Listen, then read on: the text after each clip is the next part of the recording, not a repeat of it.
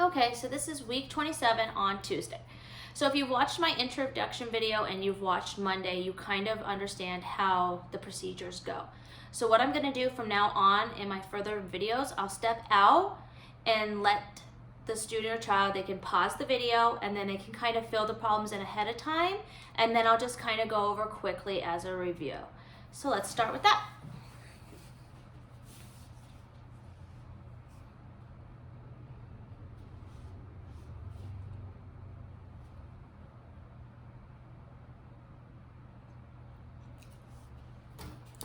All right, now that you've had time to go through and look at the forms and fill them in, now I'm just going to go through and do them and explain while I go. So our number of the day is number 57. And then how many tens do we have in 57? 5 tens. 1, 2, 3, 4, 5. How many ones do we have in 57? 7 ones.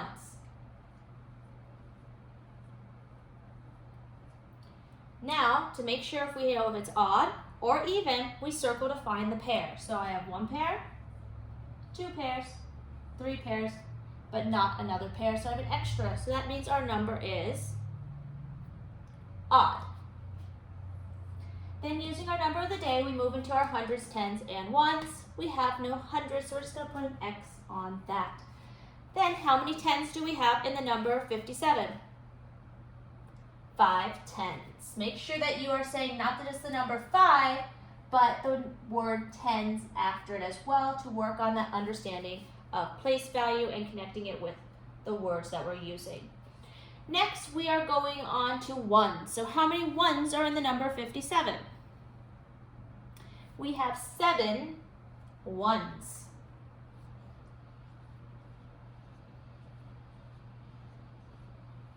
Using this form, we then go to our expanded form. So we have 5 tens. So we're going to count by tens to figure out what 5 tens is equal to. 10, 20, 30, 40, 50. So 5 tens is the same as 50. We're going to add our tens and our ones together, and we said we had 7 ones. So our equation should be 50 plus 7. So 50 plus 7 equals 57. Now we move to our minus 10 plus 10 minus 1 plus 1. So I always start with the tens first and then I go to the ones if you haven't noticed. You could do it either way that you feel comfortable. So 57, like I said, I always have the students that might be struggling a little bit to identify the number on the hundreds grid just for additional support, and then eventually get away from the 120 chart to where they can kind of do it based on understanding of tens place value and ones place value. So I'm just going to circle it if that assistance is needed. So we're at 57, we're going to subtract 10. So we're only working on the tens place value. So we had 5 tens, we're taking a 10 away, and now we have 4 tens. The ones stay the same because we are not doing nothing with the ones, we're just taking away a 10. Then we're at 57. So we have 5 tens and 57. Now we're going to add another 10. So we are up to 6 tens. And the ones stay the same. Next, I'm going to 57 minus 1. 1. So we're only going to be working in the 1 spot. So we're going to keep the tens the same, 5 tens. We had 7 ones. We're going to take 1 away, and now we have 6 ones. So 57 minus 1 equals 56. Now we have 57 plus 1. Once again, we're only working with the ones. So we're going to keep the tens place the same. We had 7 ones. We're now adding one more 1. So now we're up to 8 ones. So 57 plus 1 more equals 58. Now we're going to balancing both sides. So remember, you need to know what 4 plus 1 equals before you can complete the rest of the chart. So 4 plus 1 equals 5. Now you get a chance to make another equation that is equal to 5. I'm just going to do the reversal just to get extra practice hearing that word. If you don't hear it often, reversal is just taking the numbers and switching their positions. So we're going to start with the 1 this time, and we're going to put the 4 behind. So 1 plus 4 equals 5. Moving on to missing number, we will be working on ways to make 10 for a while, so then you become familiar with it and it becomes much faster.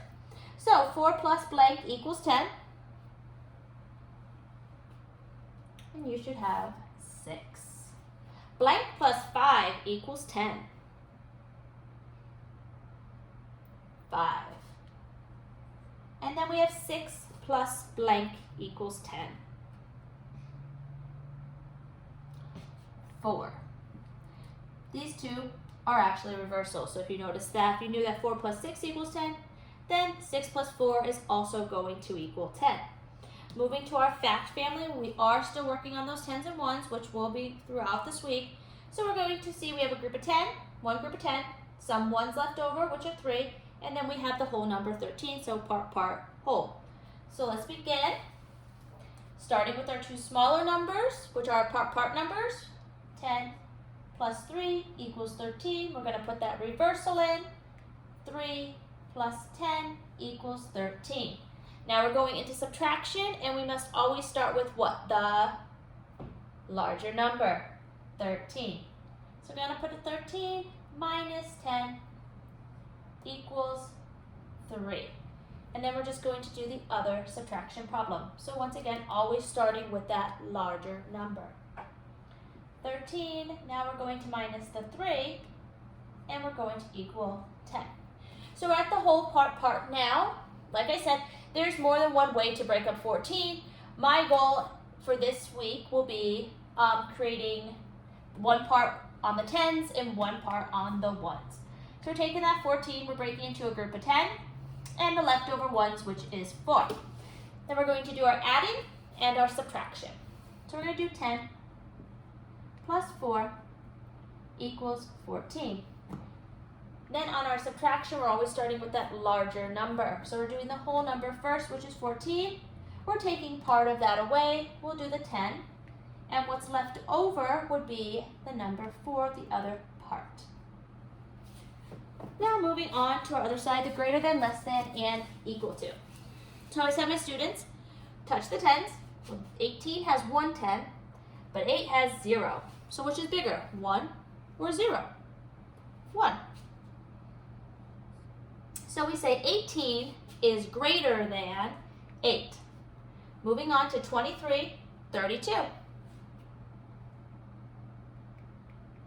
More 10s in the number 32. So 23 is less than 32.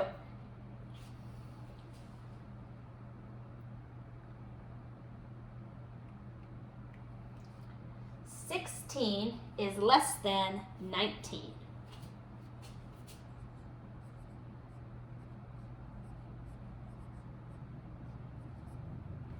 Okay, now we're going to put them in order. So, like I've said before, I always have my students, if they need assistance, go and circle them on their 120 chart.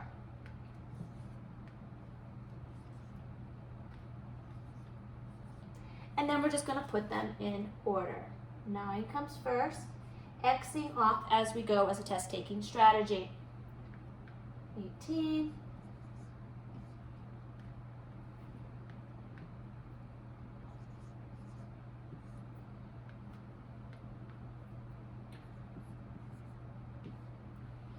Then moving on to our clock.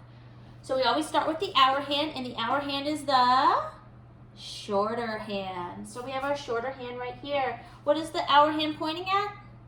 The 8. So the shorter hand is going first. And then we're going to have the longer hand, which is the minutes, is pointing at 12. For a couple of these episodes, I will just continue to have the 12 just to reinforce the concept before I move on to changing it. So we are, every time we're pointing at the minute hand, the longer one, we're going to write the 00. And what does our time say? 8 o'clock. Okay, we're going to now move into our fractions. We have our rectangle. The bottom number is telling me how many pieces I need to cut my shape into. And then the top number is telling me how many I need to color it. So I need to cut my shape into 4 equal pieces. And then I need to color in my shape 3 equal pieces. So I have colored in 3/4 of my rectangle. Now I'm moving on to my circle. I'm going to cut into 2 equal halves. And I'm going to color in 1 of those halves. So I colored in 1/2 of my circle. Now we're looking at our data chart. I always have my kids go through and just make the top part of that really dark so then they can kind of find where to stop. And it kind of goes right across the line to help them identify how many are in that category. So we're going to go through this. This is kind of where we've been left off, like I said, in the other episodes. So I try to spend a little more time on this because at this point my students need a little bit more support just identifying when to use subtraction and adding. So let's begin. How many more triangles than squares? So when we hear the word more and than, we're comparing. So are we going to be adding, plus, or minus subtraction? Subtraction. And when we subtract, we always start with the larger number. So we have to figure out, do we have more squares or do we have more triangles? We have more triangles. So we have 8 triangles and we have 3 squares. So what is 8 minus 3? Do that now. And you should have 5. On the next equation, the next word problem, we have to first identify the first step, which says, which has more, circles or squares? So we have to look at our data again. We see circles and we see squares. I notice that the squares have more. Now we have to decide, are we adding these or are we subtracting? Which has more, circles or squares? How many more? So we're doing that more again, and we're talking about comparing. We want to find the difference. So what are we using? Are we adding or subtracting? Are we doing plus or minus? We are doing subtraction and be using our minus. So we're going to, once again, always start when we do this one. We're starting the one that we identified as having more, the bigger number. So we're going to go with the square. The square has 3, and we're going to minus the 2 circles. So now, complete the problem. What is 3 minus 2 equal? And we have 1. Moving on to our next question.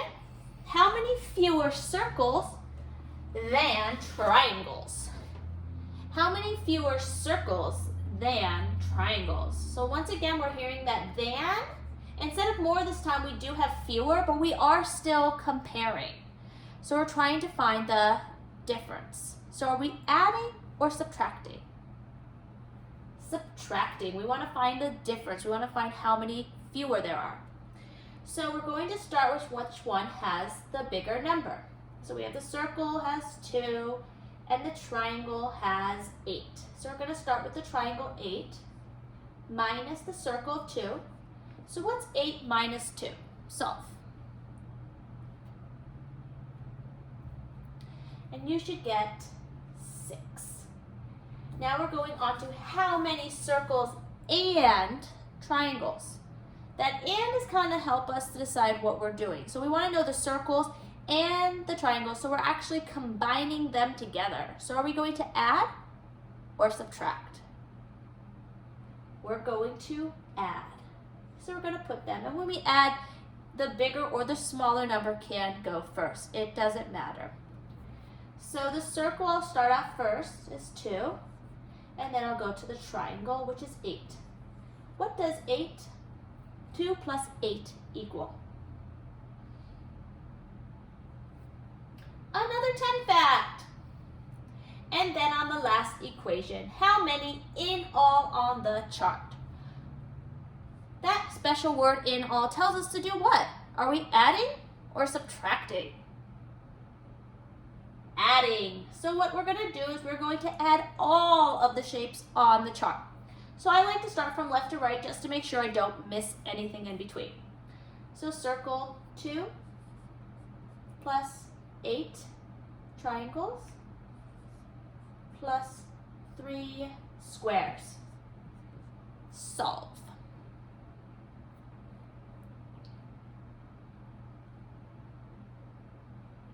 And you should get 13.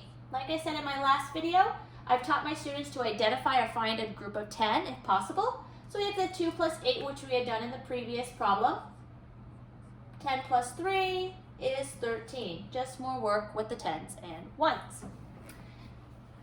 All right, thank you for watching, and please subscribe so then you can just easily see the videos faster as I go through the week. Thank you.